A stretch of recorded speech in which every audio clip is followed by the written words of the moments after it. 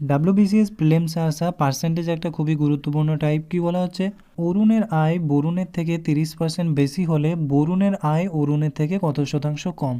তাহলে আমরা অরুণকে এ দ্বারা অ্যান্ড বরুণকে আমরা বি দ্বারা ডিনোট করলে এখানে বলা হয়েছে যে অরুণের আয় বরুণের থেকে 30% বেশি।